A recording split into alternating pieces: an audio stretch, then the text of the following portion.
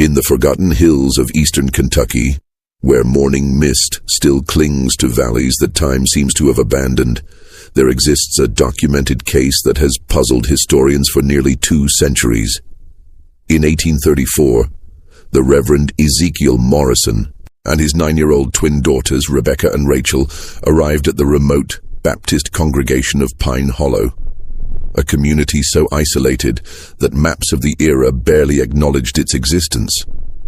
What happened during their 3-day stay was meticulously recorded in the personal journal of Pastor William Phillips, a document discovered in 1987 when the old church was finally demolished. The journal entries describe events so precise, so unnaturally accurate, that modern psychologists have studied them extensively. Yet none can explain how 2 young children could possess knowledge that defied every rational explanation. The Morrison twins didn't just predict future events. They revealed secrets buried for decades, described people they'd never met, and spoke of tragedies that occurred years before their birth. But perhaps, most unsettling of all, every single detail they revealed proved to be absolutely, verifiably true. This channel isn't for everyone, only for those brave enough to confront mysteries that challenge our understanding of reality itself. Before we dive deeper into the Morrison case, make sure you're subscribed, because we're about to uncover details that most historians refuse to discuss. And tell us in the comments, what state are you listening from? Because what happened in Kentucky might have happened closer to your home than you think. The story begins not with the supernatural, but with something far more unsettling: the possibility that some human minds can access information in ways science still cannot comprehend. The Kentucky of 1834 was a land caught between wilderness and civilization, where communities like Pine Hollow existed in virtual isolation among the Cumberland foothills. This particular settlement had been established in 1818 by 3 families seeking religious freedom away from the denominational conflicts plaguing larger towns. By the time the Morrison family arrived, Pine Hollow consisted of barely 200 souls, most related by blood or marriage, all bound by the strict Baptist doctrine that governed every aspect of their daily lives. The community centered around a modest wooden church built with their own hands using timber from the surrounding hills. Pastor William Phillips, a learned man who had abandoned his comfortable life in Lexington to serve these frontier souls, maintained the only written records of births, deaths, marriages, and significant events. His meticulous nature would prove crucial in documenting what was about to unfold. Ezekiel Morrison was a familiar figure along the circuit of remote churches scattered throughout the Appalachian region. Tall and weathered, with prematurely gray hair that spoke of hardships beyond his 34 years, he traveled on foot with his daughters, carrying only a worn leather satchel containing his Bible, a few personal items, and the journal where he recorded his spiritual observations. He had been widowed for 9 years, ever since his wife Sarah died giving birth to the twins during a terrible winter storm that had isolated their cabin for weeks. The girls, Rebecca and Rachel, were striking in their identical appearance yet completely different in temperament. Rebecca, born first by mere minutes, possessed an outgoing nature that drew people to her immediately. Her smile was infectious, her laughter genuine, and she spoke with the confidence of someone far older. Rachel, quieter and more observant, seemed to exist in her sister's shadow, yet those who looked closely noticed that she often began sentences that Rebecca would finish, or answered questions directed at her sister before Rebecca had a chance to respond. What made the Morrison family particularly noteworthy among the circuit preachers was Ezekiel's reputation for bringing spiritual renewal to struggling congregations. Stories followed them from church to church, tales of backsliders returning to faith, of communities resolving long-standing conflicts, of spiritual awakenings that lasted for years after their departure. Some attributed this to Ezekiel's passionate preaching, but those who observed more carefully noticed that the real changes often began after private conversations with the twins. The journey to Pine Hollow had been particularly difficult. Late autumn rains had turned the mountain paths into treacherous mud, and Ezekiel had been forced to carry Rachel for the final 5 miles when she developed a fever. They arrived at sunset on November 15th, 1834, just as Pastor Phillips was concluding evening prayers with the handful of congregants who attended weeknight services. Phillips later wrote that his first impression of the family was one of profound weariness, not just physical but spiritual. Ezekiel's clothes were travel-stained and patched, his boots worn thin from countless miles of mountain paths. The girls clung close to their father, Rachel still pale from her fever, Rebecca's usual brightness dimmed by exhaustion. Yet something in their eyes, an alertness, an awareness that seemed inappropriate for children their age, made Phillips feel inexplicably uneasy. The congregation of Pine Hollow had extended hospitality to many traveling preachers over the years. But there was something different about the Morrisons from the very beginning. That first evening, as the family shared a simple meal with the Phillips family, Rebecca asked the pastor's wife about her garden, specifically inquiring whether the roses by the eastern fence had recovered from the blight that nearly killed them 3 summers ago. Mrs. Phillips had dropped her spoon, staring at the child in amazement. The rose blight had indeed occurred 3 years prior, devastating her prized flower garden. But it was not something she had mentioned to anyone outside the immediate community. When pressed, Rebecca simply smiled and said she had dreamed about roses while walking, and somehow knew that Mrs. Phillips grew the most beautiful ones in the county.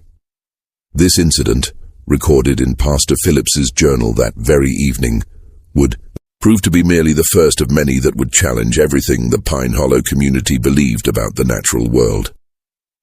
The next morning dawned grey and cold, with a bitter wind that rattled the windows of the small cabin where the Morrison family had been given shelter. Pastor Phillips rose early, as was his custom, to prepare for the day's sermon. He found Ezekiel already awake, sitting by the dying embers of the fire, his Bible open, but his eyes staring into the distance with an expression of deep concern. The girls had disturbing dreams last night, Ezekiel explained when Phillips inquired about his troubled demeanor. They often dream of the places we're going to visit, but these dreams were different, darker. Before Phillips could respond, Rebecca appeared in the doorway, her hair disheveled from sleep, but her eyes alert and focused. "Pastor Phillips," she said in her clear, childish voice, "in your church, beneath the 3rd floorboard from the altar, there's something hidden that shouldn't be there. Rachel dreamed about it, and I dreamed about why it's hidden." The pastor felt a chill that had nothing to do with the morning air. He had indeed hidden something beneath those exact floorboards, a bottle of whiskey that represented his ongoing struggle with temptation. Not a soul knew about it. He had placed it there during a moment of weakness 3 months prior, telling himself it was better to keep it close, where he could resist it daily, rather than to remove the temptation entirely.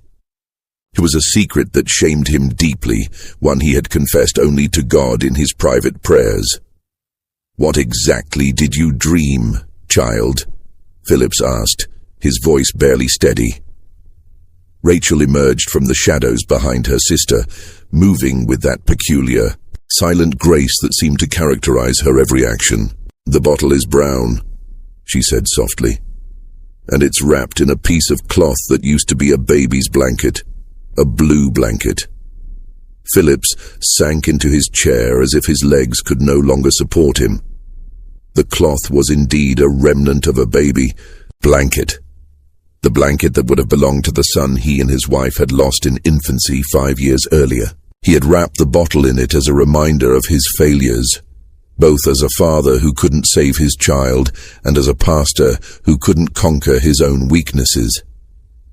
Ezekiel watched his host's reaction with an expression that mixed sympathy with a weary familiarity. "It started when they were very young," he explained quietly. "At first, I thought it was merely childish intuition, the way young ones sometimes sense things adults miss. But as they grew older, their insights became more specific, more impossible to explain through natural means. That Sunday service would be remembered by every member of the Pine Hollow congregation for the rest of their lives. Ezekiel's sermon was powerful, but not unusual for a circuit preacher. A passionate call for spiritual renewal and confession of sins. It was what happened afterward that defied all rational explanation. As the congregation began to file out, Rebecca approached. Samuel Turner, a prosperous farmer known for his generosity to the church and his standing in the community. She looked up at him with her innocent blue eyes and said, "Mr. Turner, the money you've been taking from the church collection isn't really stealing if you put it back, is it? Papa says God forgives those who repent." The color drained from Turner's face. For 6 months, he had been skimming small amounts from the collection plate to cover debts from a failed investment in a Louisville business venture. He had told himself he would replace every penny once his financial situation improved, but the missing money had been eating at his conscience like a cancer. Before Turner could respond, Rachel moved to stand beside her sister and addressed Martha Whitfield, the elderly widow who served as the church's unofficial moral authority. "Mrs. Whitfield, your husband didn't die in the farming accident, did he? He's still alive somewhere, and that's why you hide the letters." The elderly woman swayed as if she might faint. Her husband had indeed abandoned her and their children 15 years earlier, taking their savings and disappearing one night without explanation. She had fabricated the story of his accidental death to preserve her dignity and her children's future in the community.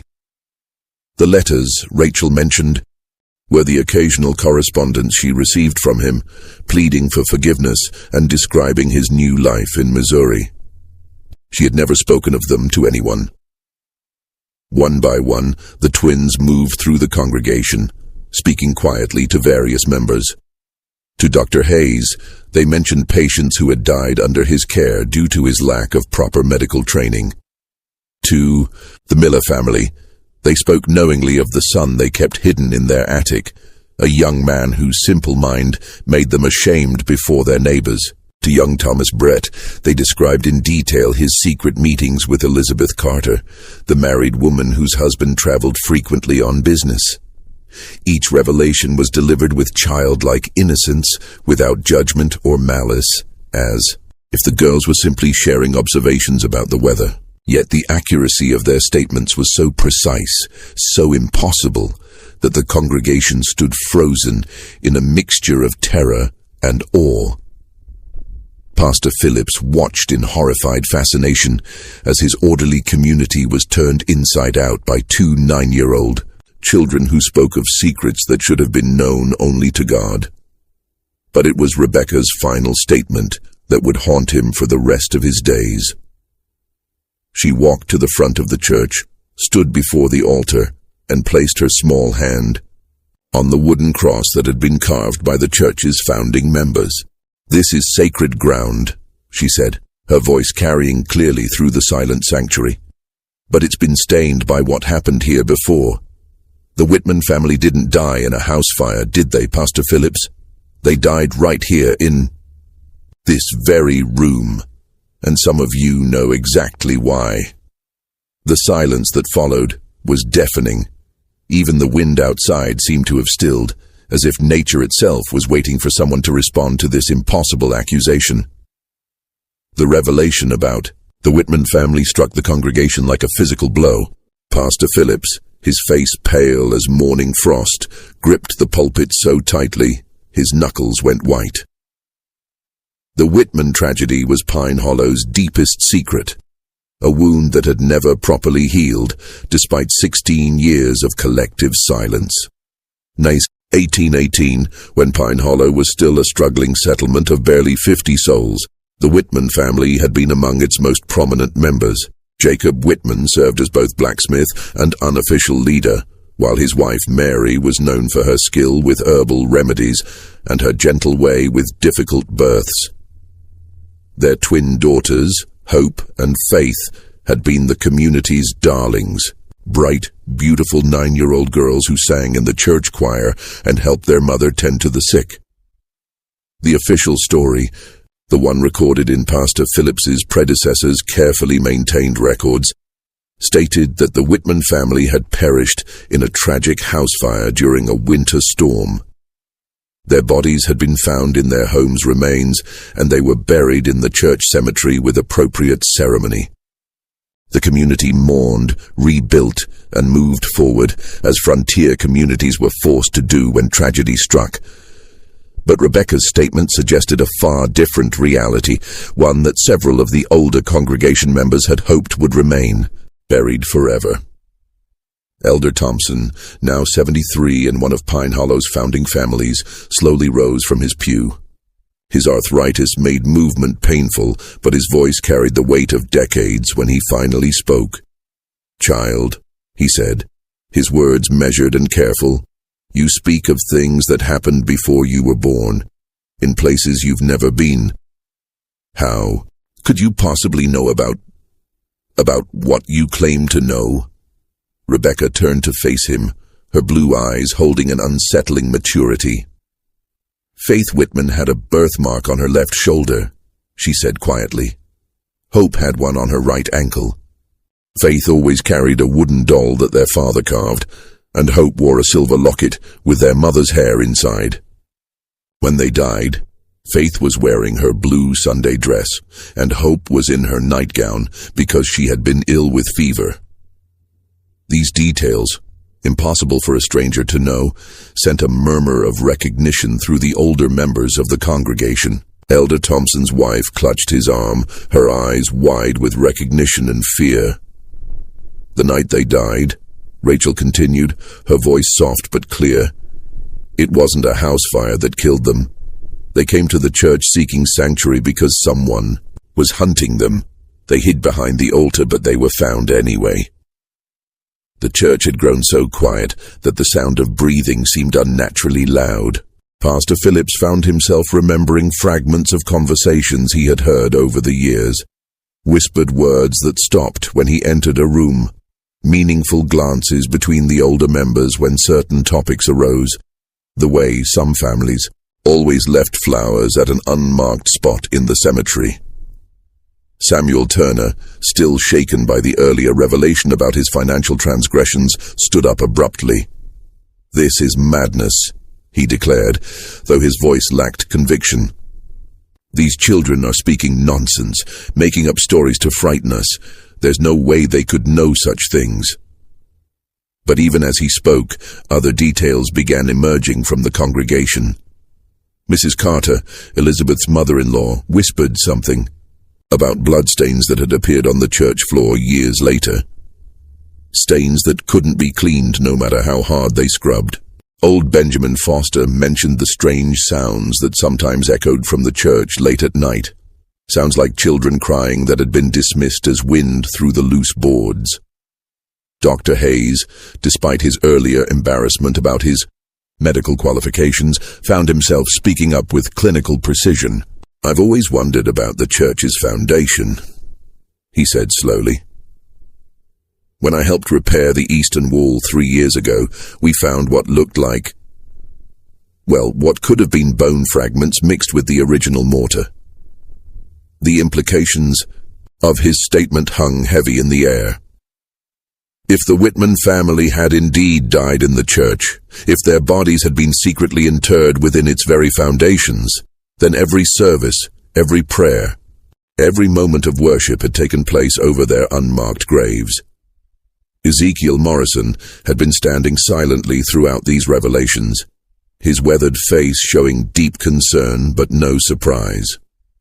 He had witnessed similar scenes in other communities, watched as his daughter's impossible knowledge unraveled, carefully maintained lies and brought long-buried truths into the light. "Mr. Morrison," Pastor Phillips said, his voice strained. "How do your daughters know these things? What manner of gift allows them such insight?" Ezekiel was quiet for a long moment, studying the faces of the congregation before responding. "I've asked myself that question every day for years," he finally said. Their mother, Sarah, claimed to have the second sight, the ability to sense things beyond normal perception. But what the girls experience goes far beyond anything Sarah ever demonstrated. They dream of places they've never seen, speak of people they've never met, know details about events that occurred before their birth. He paused, looking at his daughters with a mixture of love and profound sadness. "At first, I believed it was a blessing, a divine gift that would help me minister to troubled souls. But over the years, I've begun to wonder if it's something else entirely. The knowledge they possess, it comes with a cost. They carry the weight of everyone's secrets, everyone's pain. They know things children should never have to know." As if summoned by their father's words, the twins moved to stand together at the front of the church. For the first time since their arrival, they looked truly like the children they were, small, vulnerable, and overwhelmed by the adult world swirling around them. "We don't choose what we see," Rebecca said, her earlier confidence replaced by a weariness that seemed far too old for her young face. "The dreams come whether we want them or not. We see what was, what is, and sometimes what will be." Rachel nodded, her hand finding her sister's. "The Whitman sisters visit our dreams sometimes. They want people to know what really happened to them. They want someone to remember them properly." The church fell silent again, but this time it was the silence of people grappling with concepts that challenged their fundamental understanding of reality. Some faces showed skepticism, others fear, and still others a dawning hope that perhaps death was not the final ending they had always believed it to be. Pastor Phillips found himself at a crossroads that would define the rest of his ministry. He could dismiss the twins' claims as childish fantasy or deliberate deception, preserving the community's carefully maintained stability. Or he could pursue the truth, no matter where it led, and risk destroying the foundations upon which Pine Hollow had been built. The decision would prove to have consequences that none of them could have anticipated. That evening, as shadows lengthened across Pine Hollow's narrow streets, Pastor Phillips found himself unable to concentrate on his usual evening prayers.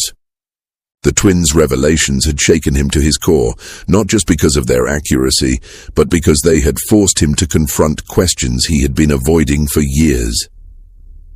He had arrived at Pine Hollow 5 years earlier, eager to serve God in the wilderness and to escape the theological controversies that plagued the more established churches in Kentucky's larger towns. His predecessor, Pastor Mordecai Hayes, had left behind meticulous records of births, deaths, and significant events, but Phillips had always noticed gaps in the documentation from the settlement's earliest years. The winter of 1818 in particular seemed oddly sparse in recorded details. There were entries about harsh weather, supply shortages, and the deaths of several elderly residents, but the Whitman family's tragedy was mentioned only briefly. Jacob Whitman, his wife Mary, and their twin daughters Hope and Faith perished in a house fire on the night of December 21st. Their earthly remains were committed to the ground with appropriate Christian ceremony.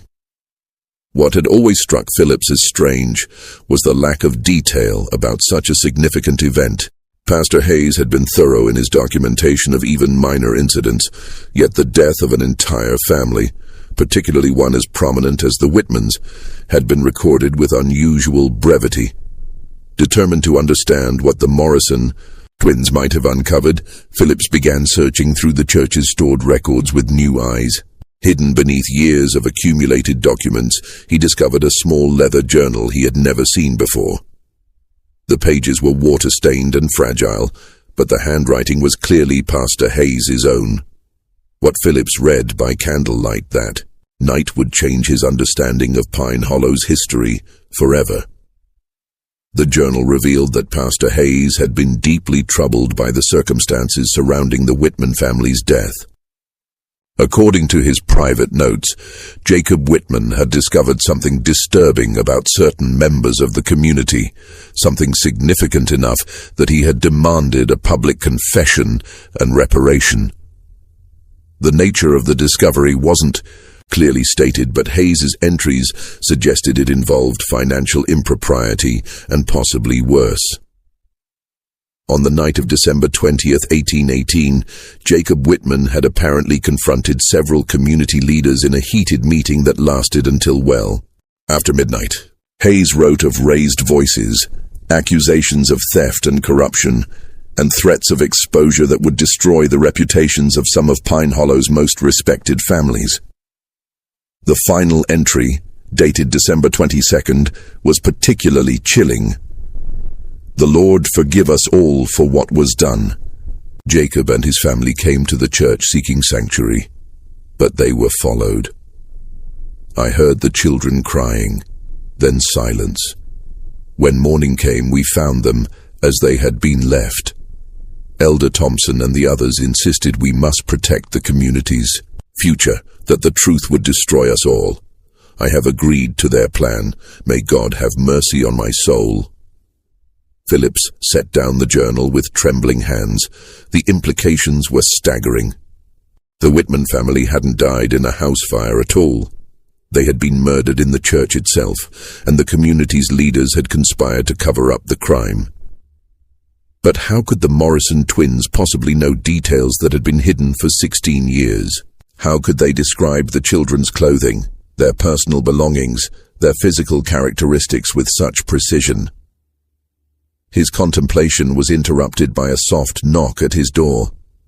Opening it, he found Rebecca standing in the moonlight, still wearing her simple dress, but with her hair neatly braided as if she had been awake and preparing for something important.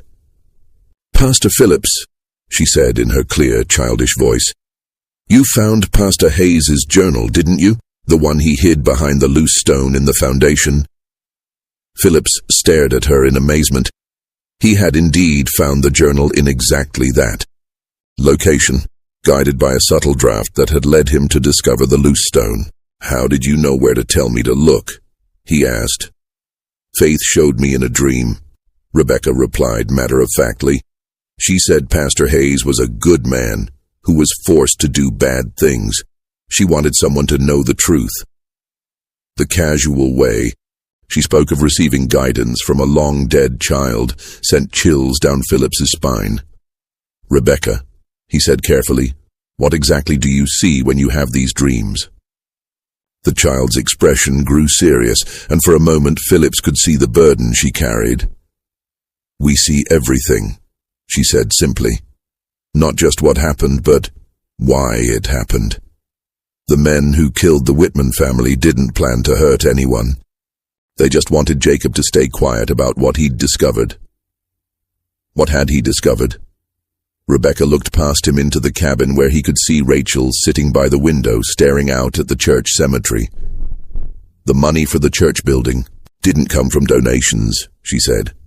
"Some of it was stolen from travelers passing through the valley. Jacob found out about it when he was asked to make horseshoes for horses that belonged to dead men." The pieces began falling into place in Philip's mind. The early years of Pine Hollow had been marked by frequent reports of travelers disappearing along the mountain paths. Officially, these disappearances had been attributed to natural dangers, bears, falls, exposure to harsh weather. But if Jacob Whitman had discovered evidence that some travelers had been deliberately murdered and robbed, the church was built with blood money, Rebecca continued, her young voice carrying a weight of understanding that should have been impossible at her age. "That's why faith and hope can't rest. Their blood was spilled on ground that was already cursed." Phillips found himself face to face with a truth more horrible than anything he had imagined. The church he had devoted himself to serving, the sanctuary where he had prayed for guidance and comfort, had been constructed with the proceeds of murder, and had itself become the site of even greater violence. But even as he grappled with these revelations, a part of his mind remained analytical, questioning. How could he verify any of this? How could he distinguish between supernatural knowledge and an elaborate deception?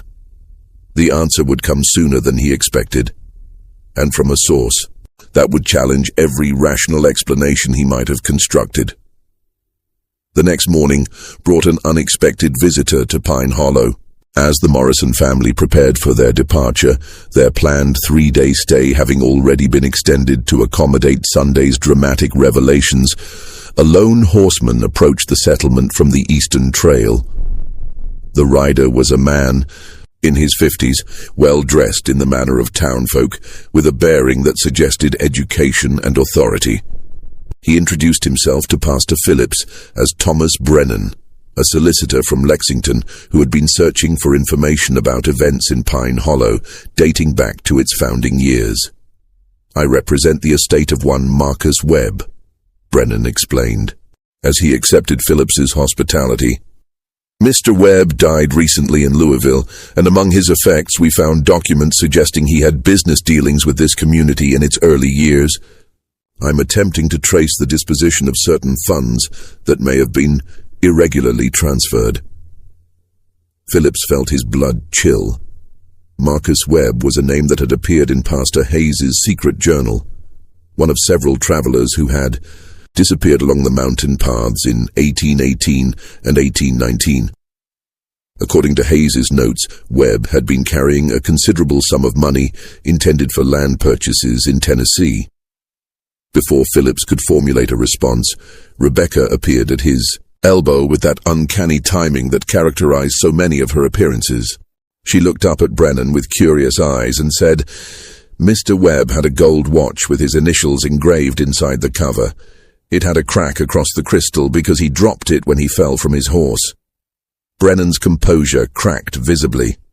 "How could you possibly know about Marcus Webb's watch?" he demanded. That detail was mentioned only in his personal correspondence with his brother. Rachel materialized beside her sister, as if summoned by some invisible signal. "The watch is buried behind the church," she said quietly, "along with his money. Bag and his horse's bridle. Elder Thompson put them there after what happened on the trail." The implications struck Phillips like a physical blow. If the twins were correct, if Marcus Webb's personal effects were indeed buried behind the church, it would prove that their knowledge extended far beyond what any normal child could possess. More importantly, it would provide tangible evidence of the crimes that had funded Pine Hollow's early development. Brennan dismounted his horse with urgent purpose.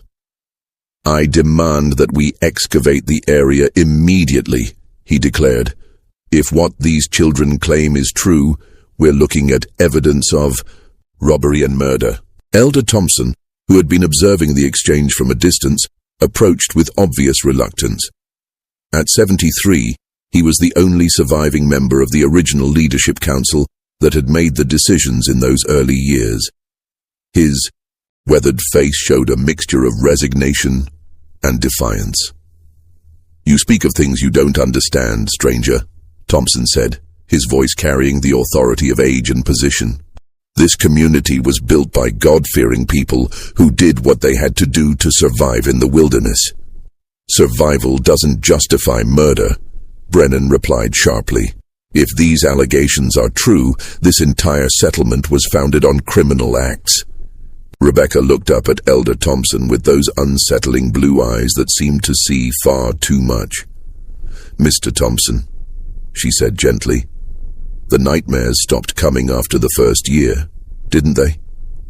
You told yourself that meant God had forgiven you." Thompson's facade crumbled visibly. "Child," he whispered, "you couldn't know about, no one knows about the dreams where Marcus Webb begged you to let him go." Rachel continued, her soft voice carrying clearly in the morning air. "About how you see his face every night before you fall asleep? The old man sank onto a nearby tree stump, as if his legs could no longer support him. "It wasn't supposed to happen," he said, his voice breaking. "We only meant to take the money. We were starving, our children were sick, and winter was coming." But Webb fought back, and then his confession hung in the air like smoke from a funeral pyre. Pastor Phillips realized he was witnessing the unraveling of everything he had believed about his community, his church, and his faith. Ezekiel Morrison, who had been standing silently through these revelations, finally spoke. "The truth has a way of surfacing," he said quietly. "My daughters don't choose what they reveal. They're simply conduits for information that demands to be heard." Brennan wasted no time in organizing an excavation party. Within hours, several men from the community were digging behind the church, guided by the twins' precise directions. Pastor Phillips watched with growing dread, knowing that each shovelful of earth brought them closer to evidence that would destroy Pine Hollow's carefully constructed mythology. They didn't have to dig deep. 3 feet below the surface, their shovels struck something metallic. Carefully brushing away the soil, they uncovered a tarnished gold pocket watch, its crystal indeed cracked as Rebecca had described. The initials MW were clearly visible inside the cover. Beside the watch lay a leather money bag, its contents long since deteriorated, but its presence undeniable. The horse's bridle, though rotted by years of burial, was still recognizable for what it had been. Brennan examined each item with the methodical precision of a man accustomed to building legal cases. "This watch matches the description in Marcus. Webb's correspondence exactly," he announced. "The crack across the crystal, the engraving, even the unusual chain link, everything is precisely as his brother described it." But it was Elder Thompson's reaction that provided the most damning confirmation. The old man stared at the recovered items with the expression of someone seeing ghosts, his lips moving in what might have been prayer or confession. "There were others," he said finally, his voice barely audible. "Webb wasn't the first, and he wasn't the last. The trail through these mountains was perfect for what we needed to do. Travelers came through regularly, usually alone, often carrying money for land deals or business ventures. The scope of the crimes was becoming clear. Pine Hollow hadn't been built through hard work and divine providence. It had been financed through a systematic campaign of robbery and murder that had lasted for years. But even as the evidence mounted, Phillips found himself grappling with questions that transcended the immediate crimes. How could the Morrison twins know details that no living person should possess? How could they describe victims they had never met? Crimes that had occurred before their birth, locations of evidence that had been hidden for decades. The answers would prove more disturbing than any rational explanation he might have constructed, and they would force him to confront the possibility that death was not the ending he had always believed it to be. As the sun set over Pine Hollow that evening, casting long shadows across the excavation site and the church cemetery beyond, Phillips realized that his community stood at a crossroads. The truth was finally emerging after 16 years of careful concealment, but with it came questions that challenged everything they had been taught to believe about justice, redemption, and the nature of reality itself. The Morrison twins stood together in the growing darkness, their small figures silhouetted against the church that had been built with blood money and consecrated with innocent blood. They seemed to be listening to something only they could hear, their faces turned toward the cemetery where so many secrets lay buried beneath unmarked graves. Tomorrow would bring reckoning, but tonight belonged to the dead who had finally found their voices through 2 9-year-old children who possessed knowledge that defied every rational explanation. Dawn broke gray and cold over Pine Hollow, bringing with it a delegation of officials from the county seat. Word of the previous days. Discoveries had traveled fast, and Solicitor Brennan had wasted no time in contacting the authorities. By mid-morning, the small settlement found itself host to a county sheriff, a territorial judge, and 2 federal marshals who had been investigating the disappearances of travelers along the mountain trails for years. Judge Harrison, a stern man, with silver hair and piercing grey eyes, had established his temporary court in the church itself. A choice that struck Pastor Phillips as grimly appropriate, given the building's blood-soaked history. The entire community had been summoned to attend what would amount to both hearing and reckoning. Elder Thompson, his health visibly deteriorating under the weight of his confessions, sat in the front pew flanked by 2 other elderly men who had been part of the original leadership council. Their faces bore the hollow look of men who had carried terrible secrets for too long. But it was the Morrison twins who commanded the most attention. Judge Harrison had initially been skeptical of claims that 2 children possessed supernatural knowledge, but the previous day's discoveries had forced him to reconsider. He had spent the morning interviewing them separately, trying to determine how they could possibly know details about crimes that predated their births.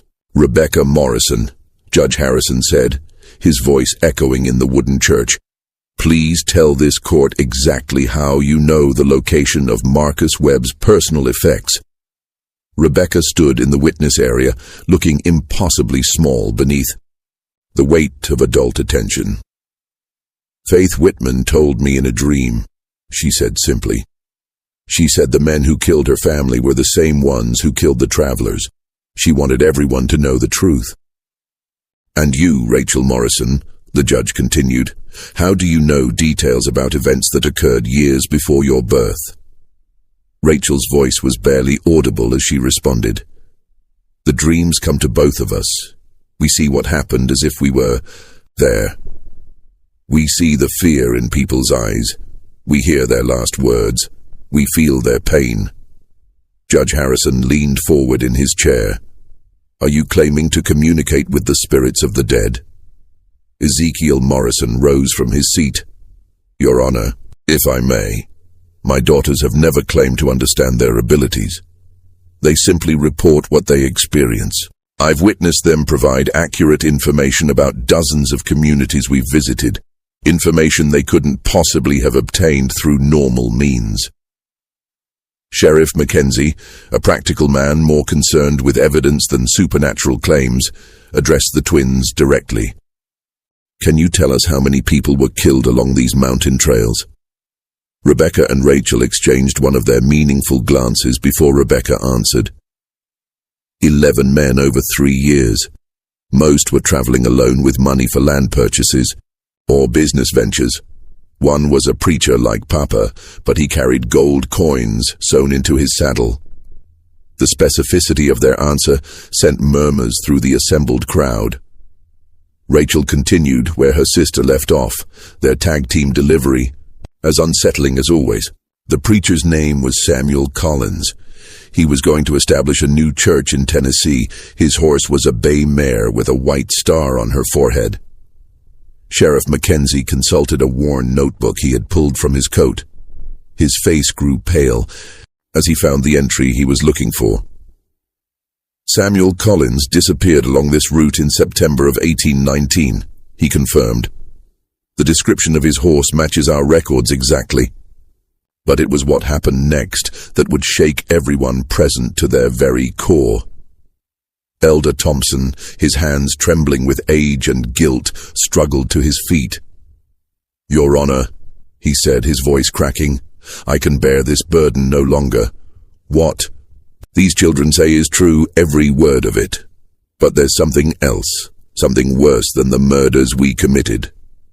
The church fell silent, except for the sound of wind through the loose boards and the distant cry of a hawk circling overhead. "The Whitman family," Thompson continued, tears streaming down his weathered cheeks. "They didn't just stumble upon evidence of our crimes. Jacob Whitman was my brother-in-law. I confided in him about what we were doing, thinking family loyalty would keep him quiet. But Jacob had a conscience stronger than his loyalty." Pastor Phillips felt the world tilting around him as Thompson's confession unfolded. "Jacob threatened to expose us all unless we made restitution to the families of the dead. He said he would ride to Lexington himself and report our crimes to the territorial authorities. We couldn't let that happen. Too many families depended on what we had built here. Thompson's voice dropped to a whisper. On the night of December 21st, 1818, we followed the Whitman family to the church. Jacob had brought Mary and the twins here, thinking sacred ground would protect them. But we were desperate men with everything to lose. Rebecca had grown very still during Thompson's confession, her young face pale but determined. "Tell them about the babies," she said quietly. Thompson's composure cracked completely. "Dear God," he sobbed, "how could you know about the babies?" "Judge." Harrison leaned forward intently. "What babies? Explain yourself, man." "Mary Whitman was with child when we killed her," Thompson said, the words seeming to tear from his throat. 8 months along with twins. The doctor said they might have lived if we had gotten help instead of... He couldn't finish the sentence. Rachel stepped forward, her soft voice carrying clearly through the stunned silence. "That's why we can see everything so clearly. Faith and Hope Whitman weren't the only children who died that night. They're unborn. Sisters died with them. 4 souls crying out for justice." The theological implications of Rachel's statement sent shockwaves through the assembled crowd.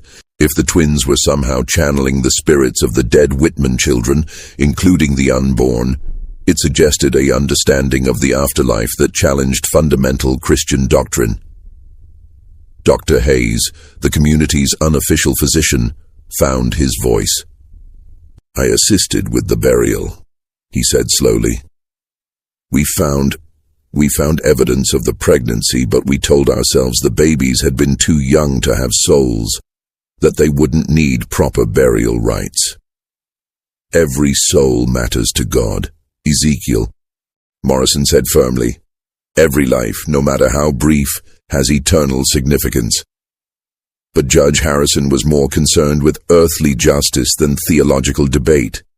"Mr. Thompson, are you confessing to the murder of Jacob Whitman, his wife Mary, their twin daughters, and 2 unborn children?" "I am," Thompson replied, his voice hollow with despair.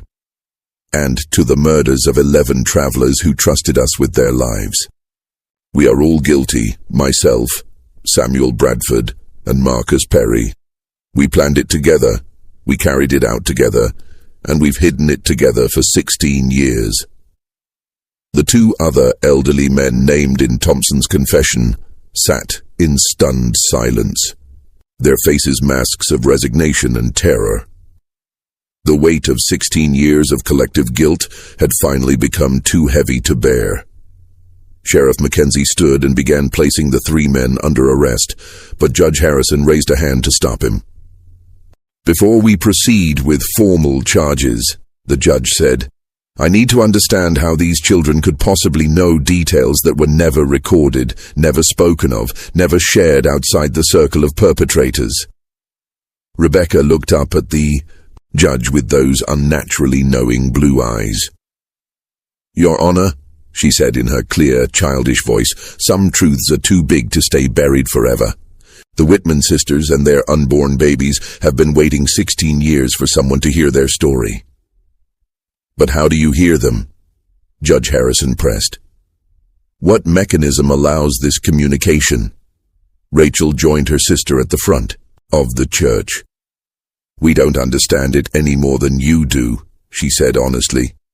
"Ever since we were very small, we've had dreams about places we've never been and people we've never met. Papa says our mama had the gift of second sight, but what we experience is different." "Different how?" Rebecca and Rachel exchanged one of their meaningful glances before Rebecca answered. "Mama could sense things about living people, their emotions, their intentions, their hidden thoughts. But we see beyond that. We see the echoes that tragedy leaves behind, especially when innocent blood is spilled." Ezekiel Morrison had been listening to his daughters with growing concern. "Your Honor," he said, I've spent years trying to understand my daughter's abilities. I've consulted with ministers, doctors, and scholars throughout Kentucky and Tennessee. None can explain it, but all have witnessed its accuracy. Judge Harrison was quiet for a long moment, studying the twins with a mixture of fascination and unease. "Miss Rebecca, Miss Rachel," he said finally, "if you truly possess this gift, then perhaps you can tell us where the bodies of the other victims were disposed of." The question hung in the air like incense smoke, heavy with implication. If the twins could locate the remains of Marcus Webb and the other murdered travelers, it would provide the final proof needed to close cases that had baffled authorities for years. Rebecca closed her eyes as if listening to something only she could hear. "Some are in the old mine shaft east of town," she said after a moment. "Others were thrown into Devil's Creek, where the current runs deepest. But 3 were buried beneath the church floor, their bones mixed with the foundation stones." The revelation that 3 murder victims had been interred beneath the church itself sent a collective shudder through the congregation. Pastor Phillips realized with horror that he had been conducting services, celebrating communion, and offering prayers for salvation while standing directly over the unmarked graves of innocent men. Sheriff Mackenzie looked to Judge Harrison for direction. "Your Honor, if we're to verify these claims, we'll need to excavate the church floor itself." "And we will," Judge Harrison replied grimly. "But first, I want to understand the full scope of these crimes." He turned back to Elder Thompson. "Where is the money stolen from these victims? What was done with their possessions?" Thompson gestured weakly toward the church building around them. "Everything went into building our community. The church, the school, the mills, all of it was built with blood money. We told ourselves we were creating something good from something evil, that God would forgive us if we used the money for righteous purposes." "And the victims' families?" Judge Harrison asked. "Did any of you consider the wives, children, parents who never learned what happened to their loved ones?" It was Rachel who answered, her young voice carrying a weight of sadness that seemed inappropriate for her age. "Marcus Webb had a wife named Elizabeth and 2 young sons. Samuel Collins was engaged to be married to a woman named Catherine who waited for him until she died of consumption 3 years later. Most of the others had families who spent years wondering, hoping, grieving without closure." The specificity of her knowledge about the victims' personal lives was perhaps the most unsettling aspect of the entire ordeal. These weren't just names and dates. The twins spoke of the murdered men as if they had known them personally, as if they carried the weight of their unfulfilled dreams and abandoned responsibilities. Judge Harrison stood and addressed the assembled crowd. "This court will recess while we conduct a thorough investigation of the claims made here today. Sheriff Mackenzie will coordinate the excavation of the church floor and the search of the locations identified by the Morrison children. Elder Thompson, Samuel Bradford, and Marcus Perry will remain in custody pending formal charges." As the 3 elderly men were led away in shackles, the congregation began to disperse in stunned silence. 16 years of carefully maintained lies had crumbled in a single morning, leaving a community to grapple with the knowledge that their entire foundation was built on murder and deceit. But for Pastor Phillips, the most disturbing questions remained unanswered. How could 2 9-year-old children possess knowledge that defied every natural law? What did their abilities suggest about the nature of death, the persistence of consciousness, and the possibility of communication between the living and the dead? The Morrison twins stood together in the emptying church, their small figures dwarfed by the magnitude of what they had revealed. They seemed tired, drained by the emotional weight of channeling so much pain and injustice. "Papa," Rebecca said, quietly, "can we leave now? The voices are getting louder, and it's hard to keep them all straight." Ezekiel Morrison gathered his daughters close, his weathered face showing deep concern for the burden they carried. "Soon," he promised. "But first, we need to help these people understand what you've shown them." As the sun reached its zenith over Pine Hollow, casting sharp shadows across the church cemetery and the excavation site behind the building, the community prepared for revelations that would challenge everything they thought they knew about. Justice, redemption, and the eternal consequences of earthly actions. The truth was finally emerging from 16 years of darkness, but with it came questions that would haunt everyone present for the rest of their lives. The excavation of Pine Hollow's church floor took 3 days.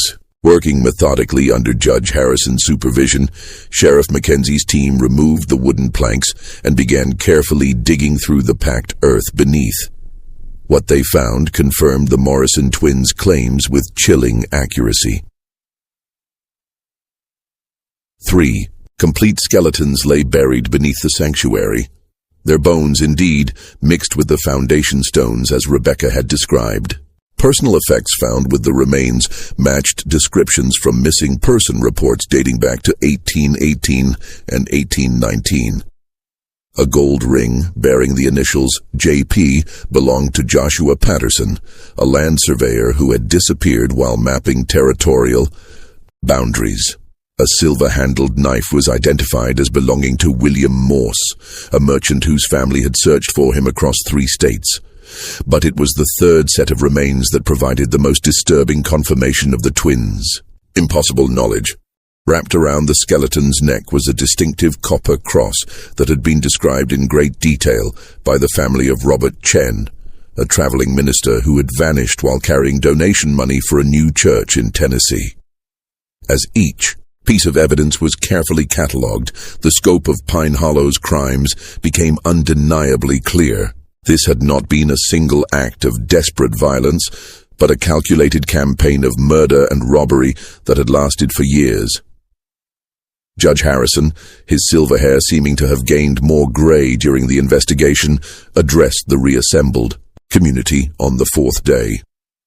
"The evidence before this court is overwhelming," he announced.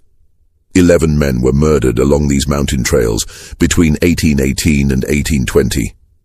Their killers used the stolen money to build this settlement, then compounded their crimes by murdering the Whitman family to protect their secret. Elder Thompson, Samuel Bradford, and Marcus Perry stood before the judge in shackles, their faces showing the hollow exhaustion of men who had carried unbearable guilt for too long. At their advanced ages, they knew they would never live to see freedom again. "The most disturbing aspect of these crimes," Judge Harrison continued, "is not their brutality, but their calculated nature. These men didn't kill in passion or desperation. They created a systematic method for identifying and murdering travelers, then used their victims' money to build what they presented as a godly community." Pastor Phillips listened to the judge's words with a growing sense of spiritual crisis. Everything he had devoted himself to serving, the church, the community, the shared faith that bound them together, had been built on a foundation of innocent blood.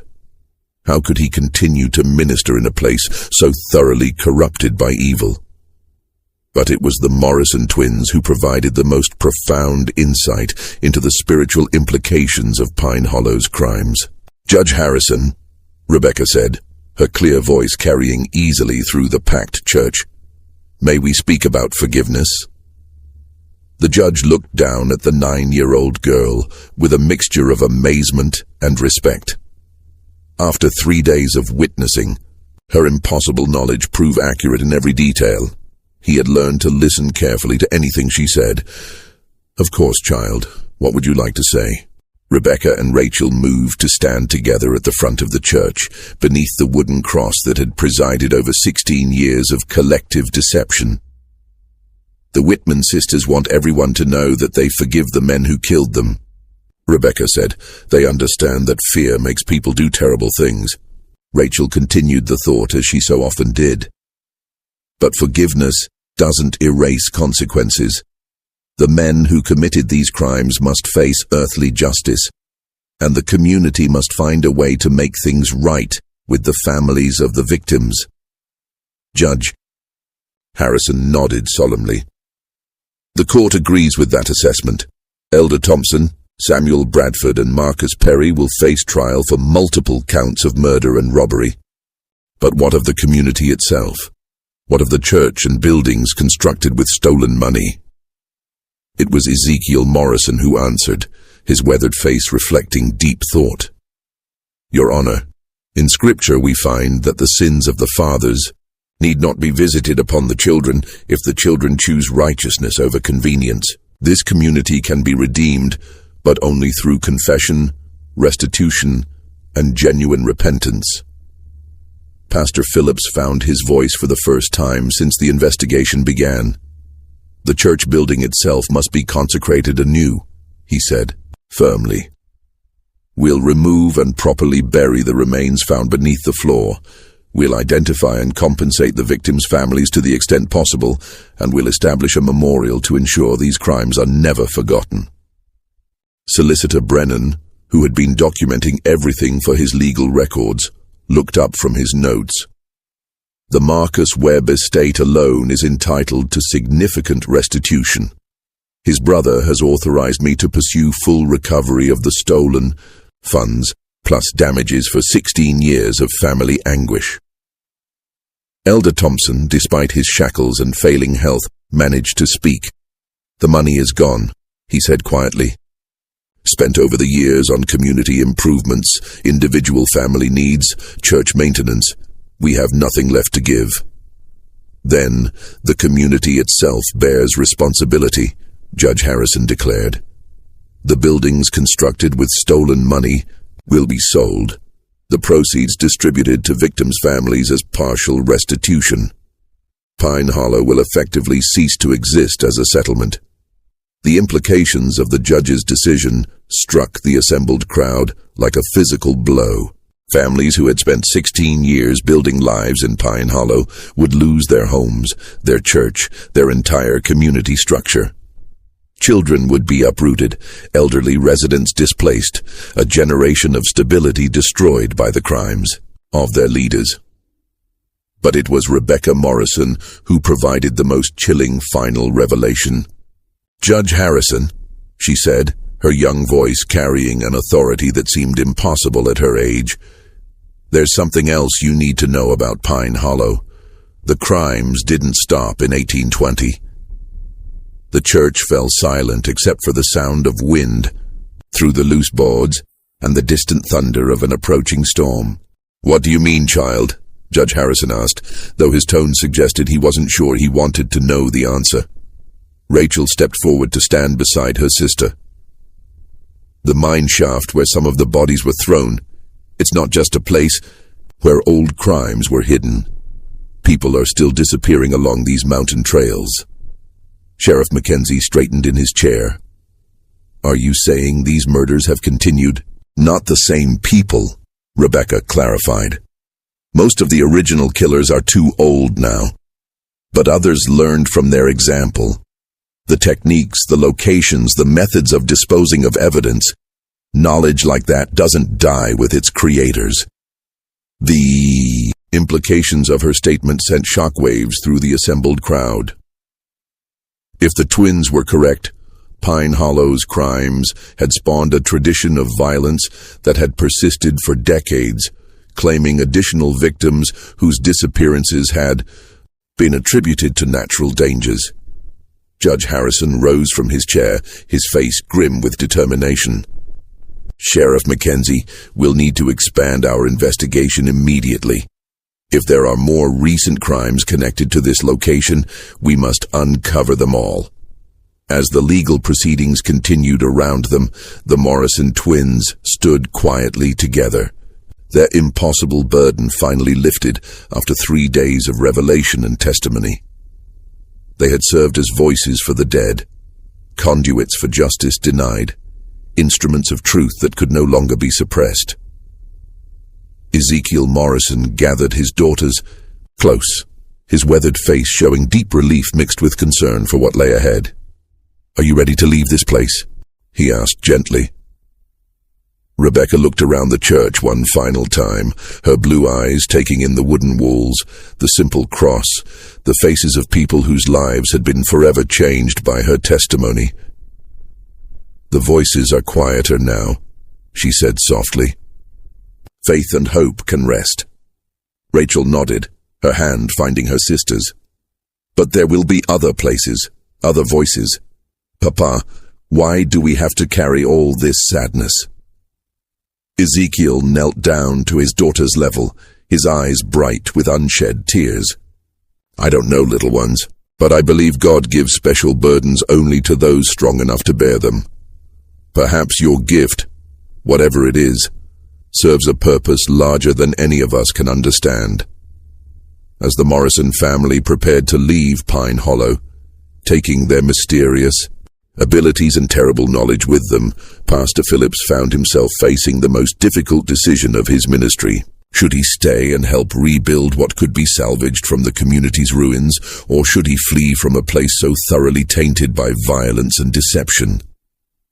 The answer came as he watched the twins walking hand in hand toward their father's side. If two 9-year-old children could bear the weight of such devastating truth with grace and forgiveness, perhaps there was hope for redemption even in the darkest places. 3 weeks later, Pine Hollow was a ghost town. The church building had been dismantled board by board, its materials sold to help compensate victims' families. The community's residents had scattered to other settlements across Kentucky and Tennessee, carrying with them the knowledge that their entire foundation had been built on innocent blood. But in churches across the region, a new story began to spread. The story of two young girls who possessed knowledge that defied rational explanation, who served as voices for the dead and instruments of long-delayed justice. Some dismissed the tale as frontier superstition, others embraced it as evidence of divine intervention in human affairs. The Morrison family continued their circuit through the remote churches of Appalachia, and reports continued to follow them. Communities experiencing spiritual renewal, long-buried secrets coming to light, mysteries solved through impossible knowledge possessed by twin girls who spoke with the authority of prophets despite their tender age. Judge Harrison's final report on the Pine Hollow investigation filled 47 pages and documented crimes spanning more than 2 decades. His concluding paragraph would be quoted in legal texts for generations. This case challenges our fundamental assumptions about the nature of justice, truth, and the persistence of moral accountability beyond the grave. While science cannot explain the source of the Morrison children's knowledge, the accuracy of their testimony cannot be disputed. Perhaps some truths are indeed too important to remain buried forever. Pastor Phillips eventually established a new ministry in eastern Tennessee, where he spent the remainder of his career helping communities confront difficult truths and seek genuine redemption. He never forgot the 3 days in Pine Hollow when 2 9-year-old girls had torn apart 16 years of carefully constructed lies with knowledge that no living person should have possessed. The mystery of Rebecca and Rachel Morrison's abilities was never solved. Medical experts of the era had no framework for understanding their impossible knowledge, and religious authorities were divided on whether their gifts represented divine blessing or something far more complex. What remains undisputed is the historical record of their accuracy. Every detail they revealed about Pine Hollow's crimes proved correct. Every location they identified yielded the evidence they claimed would be found. Every secret they exposed was verified through independent investigation. But perhaps the most unsettling aspect of their story is not what they revealed about the past, but what they suggested about the nature of justice itself. If the dead truly cannot rest while their murders remain hidden, if innocence possesses some power to transcend death and demand accountability, then perhaps our understanding of moral consequence extends far beyond the boundaries of earthly life. The Morrison twins vanished from historical records sometime in the 1840s, their fate as mysterious as their abilities. Some say they continued their father's ministry until their own deaths, serving as instruments of truth in communities across the American frontier. Others believe they eventually learned to suppress their terrible gift and lived quiet, normal lives far from the circuit churches where their reputation had been established. But in the remote corners of Appalachia, in settlements where old secrets still fester and ancient crimes remain unpunished, travelers sometimes report encountering twin sisters who possess knowledge no living person should have. They speak of the dead with casual familiarity, reveal truths that have been buried for generations, and remind the guilty that some forms of justice transcend the limitations of mortal law. Whether these encounters represent the same Morrison twins, their spiritual legacy, or something else entirely, remains a mystery that science cannot solve and faith cannot fully explain.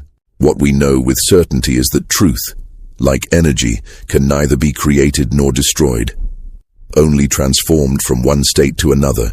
And sometimes, just sometimes, it finds voices willing to speak for those who can no longer speak for themselves. The files on the Pine Hollow investigation remain in the Kentucky State Archives, available to researchers who wish to verify the extraordinary claims made in this account. Judge Harrison's meticulous documentation, Sheriff Mackenzie's evidence reports, and Pastor Phillips's personal journals all corroborate the essential facts of this case.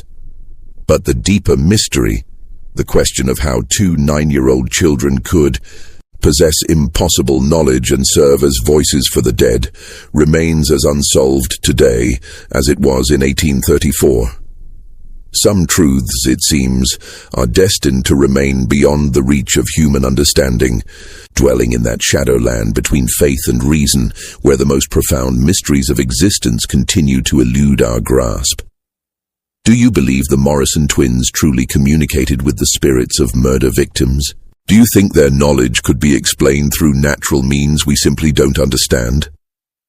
The evidence supports their accuracy, but the source of their abilities remains one of history's most compelling unsolved mysteries. What's your theory about the Morrison twins?